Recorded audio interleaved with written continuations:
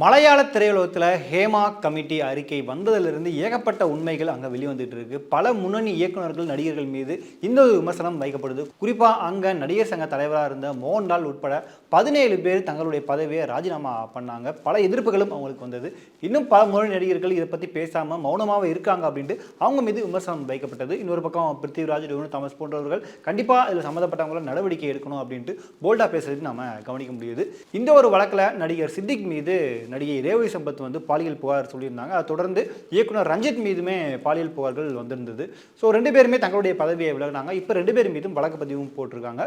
குறிப்பாக நடிகை மினு முனீர் அவங்க ஒரு பேட்டியில் சொல்லும்போது நடிகர்கள் ஜெயசூர்யா, முகேஷ், இடைவேளா பாபு, மணியனி பிள்ளை இவங்க மீதும் அவங்க ஒரு பாலியல் குற்றச்சாட்டை முன் வச்சிருந்தாங்க.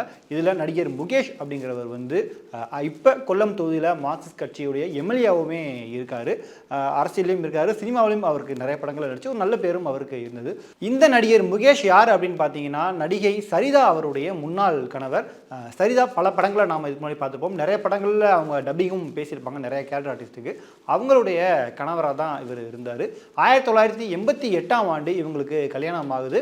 2011ஆம் ஆண்டு இவங்களுக்கு இடையில விவாகரத்தும் நடக்குது.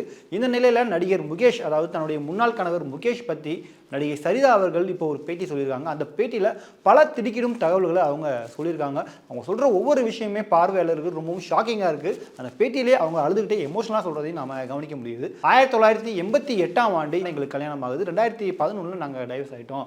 ஆக்சுவலாக நாங்கள் சினிமாவில் நான் நிறைய படங்களில் பார்த்துருக்கேன். பெண்களை கொடுமைப்படுத்துறது, இந்த மாதிரியான விஷயங்கள் நிறைய படங்களை பார்த்துருக்கேன். ஆனால் என்னுடைய வாழ்க்கையிலே இப்படி ஒரு விஷயம் நடக்கும் அப்படின்ட்டு நான் கனவுல கூட நினச்சி பார்க்கல அப்படின்ட்டு ரொம்பவும் வருத்தத்தோட நடிகை சரிதா அந்த பேட்டியில் நிறைய விஷயங்களை பதிவு பண்ணியிருக்காங்க.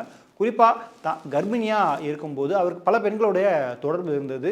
அடிக்கடி வீட்டுக்கு லேட்டாக தான் வருவார்.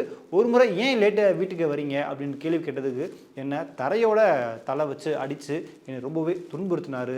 அது மட்டும் இல்லாமல் அவர் எந்த நேரத்தில் எப்படி நடந்துக்குவார் அப்படிங்கிறது யாருக்குமே தெரியாது.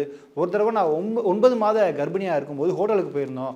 ஹோட்டலுக்கு போயிட்டு வெளியே வரும்போது அவர் என் காரில் ஏற்றவே இல்லை. காரை முன்னுக்கு முன்னாடியும் நகர்த்தி போயிட்டு இருக்காரு. நானும் அங்கிட்டு அலைஞ்சிக்கிட்டே இருக்கேன். கடைசி வரைக்கும் என்னை ஏற்றவே இல்லை. ஒரு கடத்தில் நான் கீழே விழுந்து கதறி அழுதேன் அப்படின்ற விஷயத்தை பதிவு பண்ணியிருக்காங்க. இன்னொரு முக்கியமாக, நான் கர்ப்பிணியாக இருக்கும்போது அவர் என்னை வயிற்றில் எட்டி உதைச்சாரு. நான் கீழே விழுந்து அழுகிறேன். அப்போ கூட நீ தான் சினிமாவில் நல்லா நடிகையாச்சு, இப்போ கூட நல்லா நடிக்கிறேன் அப்படின்ட்டு ரொம்பவும் கொடூரமாக என்கிட்ட நடந்துக்கிட்டாரு அப்படின்ற விஷயங்களை இப்போ அவங்க பல உண்மைகளை சொல்லிட்டு இருக்காங்க.